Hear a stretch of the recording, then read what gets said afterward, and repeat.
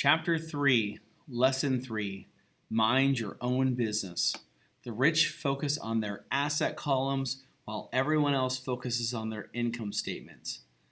In 1974, Ray Kroc, the founder of McDonald's, was asked to speak to the MBA class at the University of Texas at Austin. A friend of mine was a student in that MBA class. After a powerful and inspiring talk, the class adjourned, and the students asked Ray if he would join them at their favorite hangout to have a few beers. Ray graciously accepted. "What business am I in?" Ray asked once the group had all their beers in hand. Everyone laughed. My friend said most of the MBA students thought Ray was just fooling around. No one answered, so Ray asked again, "What business do you think I'm in?" The students laughed again, and finally one brave soul yelled out, "Ray, who in the world doesn't know that you're in the hamburger business?" Ray chuckled. "That's what I thought you would say." He paused and then quickly added, "Ladies and gentlemen, I am not in the hamburger business. My business is real estate." As my friend tells the story, Ray spent a good amount of time explaining his viewpoint. In his business plan, Ray knew that the primary business focus was to sell hamburger franchises, but what he never lost sight of was the location of each franchise. He knew that the land and its location were the most significant factors in the success of each franchise. Basically, the person who bought the franchise was also buying the real estate under the franchise for Ray Kroc's organization. Today, McDonald's is the largest single owner of real estate in the world, owning even more than the Catholic Church. McDonald's owns some of the most valuable intersections and street corners in America and around the globe. My friend considers this as one of the most important lessons in his life. Today, he owns car washes, but his business is the real estate under those car washes. The previous chapter presented diagrams illustrating that most people work for everyone but themselves. They work first for the owners of the company, then for the government through taxes, and finally for the bank that owns their mortgage. When I was a young boy, we did not have a McDonald's nearby. Yet my rich dad was responsible for teaching Mike and me the same lesson that Ray Kroc taught at the University of Texas. It is the secret number 3 of the rich. That secret is mind your own business. Financial struggle is often directly the result of people working all their lives for someone else. Many people will simply have nothing at the end of their working days to show for their efforts. Our current educational system focuses on preparing today's youth to get good jobs by developing scholastic skills. Their lives will revolve around their wages, or, as described earlier, their income column. Many will study further to become engineers, scientists, cooks, police officers, artists, writers, and so on. These professional skills allow them to enter the workforce and work for money. But there is a difference between your profession and your business. Often I ask people, "What is your business?" And they will say, "Oh, I'm a banker." Then I ask them if they own the bank. And they usually respond, "No, I work there." In that instance, they have confused their profession with their business. Their profession may be a banker, but they still need their own business. A problem with school is that you often become what you study. So if you study cooking, you become a chef. If you study law, you become an attorney. And a study of auto mechanics makes you a mechanic. The mistake in becoming what you study is that too many people forget to mind their own business. They spend their lives minding someone else's business and making that person rich. To become financially secure, a person needs to mind their own business. Your business revolves around your asset column, not your income column. As stated earlier, the number one rule is to know the difference between an asset and a liability and to buy assets. The rich focus on their asset column while everyone else focuses on their income statements. That is why we hear so often, "I need a raise," or "If I only had a promotion," "I am going back to school to get more training so I can get a better job," "I'm going to work overtime, maybe I can get a second job." In some circles, these are sensible ideas, but you are still not minding your own business. These ideas are all still focused on the income column and will only help a person become more financially secure if the additional money is used to purchase income generating assets.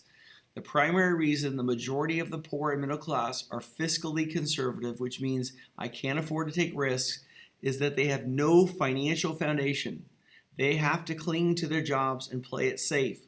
When downsizing became the in thing to do, millions of workers found out their largest so-called asset, their home, was eating them alive. Their asset was costing them money every month. Their car, another asset, was eating them alive. The golf clubs in the garage that cost $1,000 were not worth $1,000 anymore. Without job security, they had nothing to fall back on. What they thought were assets could not help them survive in a time of financial crisis. I assume most of us have filled out a credit application to buy a house or a car. It's always interesting to look at the net worth section because of what accepted banking and accounting practices allow a person to count as assets. One day when I wanted a loan, my financial position did not look too good. So I added my new golf clubs, my art collection, books, electronics, Armani suits, wristwatches, shoes, and other personal effects to boost the number in the asset column. But I was turned down because I had too much investment real estate. The loan committee didn't like that I made so much money from rent. They wanted to know why I did not have a normal job with a salary. They did not question the Armani suits, golf clubs, or art collection. Life is sometimes tough when you do not fit the standard profile. I cringe every time I hear someone say to me that their net worth is $1 million or $100,000 or whatever. One of the main reasons net worth is not accurate is simply because the moment you begin selling your assets, you are taxed for any gains. So many people have put themselves in deep financial trouble when they run short of income. To raise cash, they sell their assets, but their personal assets can generally be sold for only a fraction of the value that is listed on their personal balance sheet. Or if there is a gain on the sale of the assets, they are taxed on the gain. So again, the government takes its share, thus reducing the amount available to help them out of debt. That is why I say someone's net worth is often worth less than they think. Start minding your own business. Keep your daytime job, but start buying real assets, not liabilities or personal effects that have no real value once you get them home. A new car loses nearly 25% of the price you pay for it the moment you drive it off the lot. It is not a true asset, even if your banker lets you list it as one. My $400 new titanium driver was worth $150 the moment I teed off. Keep expenses low, reduce liabilities, and diligently build a base of solid assets. For young people who have not yet left home, it is important for parents to teach them the difference between an asset and a liability. Get them to start building a solid asset column before they leave home. Get married, buy a house, have kids, and get stuck in a risky financial position, clinging to a job and buying something on credit. I see so many young people who get married and trap themselves into a lifestyle that will not let them get out of debt for most of their working years. For many people, just as the last child leaves home, the parents realize they have not adequately prepared for retirement, and they begin to scramble to put some money away.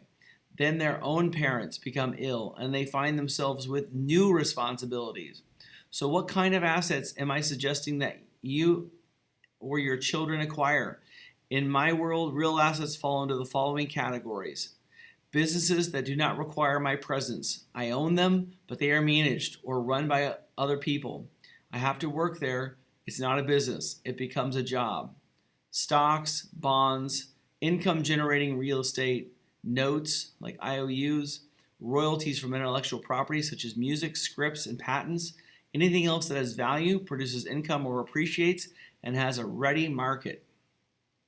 As a young boy, my educated dad encouraged me to find a safe job, but my rich dad encouraged me to begin acquiring assets that I loved. If you don't love it, you won't take care of it. I collect real estate simply because I love buildings and land. I love shopping for them, and I could look at them all day long. When problems arise, the problems aren't so bad that it changes my love for real estate. For people who hate real estate, they shouldn't buy it. I also love stocks and small companies, especially startups, because I am an entrepreneur, not a corporate person. In my early years, I worked in large corporations such as Standard Oil of California, the U.S. Marine Corps, and Xerox Corporation. I enjoyed my time with these organizations and have found fond memories, but I know deep down I am not a company man. I like starting companies, not running them. So my stock buys are usually of small companies. Sometimes I even start the company and take it public. Fortunes are made in new stock issues, and I love the game. Many people are afraid of small cap companies and call them risky, and they are. But that risk is diminished if you love what the investment is, understand it, and know the game. With small companies, my investment strategy is to be out of the stock in a year. On the other hand, my real estate strategy is to start small and keep trading up for bigger properties and therefore delay paying taxes on the gain. This allows the value to increase dramatically. I generally hold real estate less than 7 years. For years, even while I was with the Marine Corps and Xerox, I did what my rich dad recommended. I kept my day job, but I still minded my own business. I was active in my asset columns trading real estate and small stocks. Rich Dad always stressed the importance of financial literacy. The better I was at understanding the accounting and cash management, the better I would be at analyzing investments and eventually starting and building my own company. I don't encourage anyone to start a company unless they really want to. Knowing what I know about running a company, I wouldn't wish that task on anyone. There are times when people can't find employment and starting a company seems like the best solution.